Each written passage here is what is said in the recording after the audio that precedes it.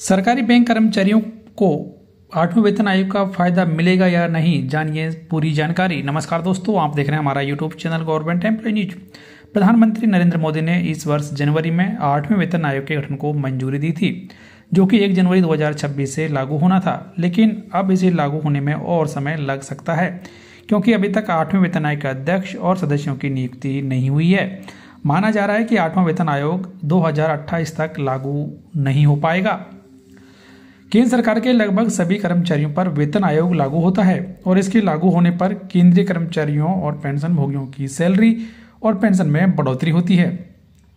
हालांकि clear tax की जानकारी के अनुसार 8वां वेतन आयोग सरकारी बैंक कर्मचारियों पर लागू नहीं होगा।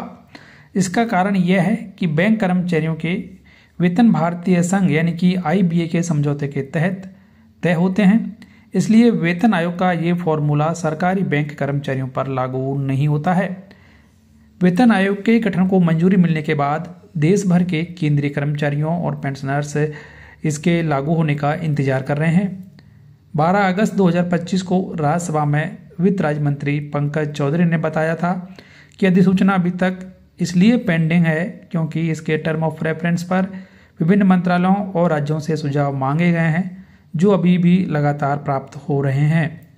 वित्त राज्य मंत्री ने बताया कि 17 जनवरी और 17 फरवरी 2025 को रक्षा मंत्रालय, गृह मंत्रालय, कार्मिक एवं प्रशिक्षण विभाग और सभी राज्यों को सुझाव भेजने के लिए पत्र भेजे गए थे।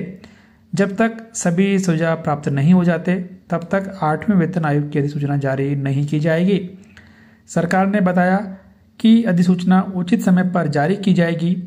उन्होंने ये भी स्पष्ट किया कि अधिसूचना जारी होने के बाद ही आयोग के अध्यक्ष और अन्य सदस्यों की नियुक्ति की जाएगी। तो फिलहाल 8वें वेतन आयोग के लेकर केंद्रीय कर्मचारियों और पेंशनर्स का इंतजार बढ़ सकता है।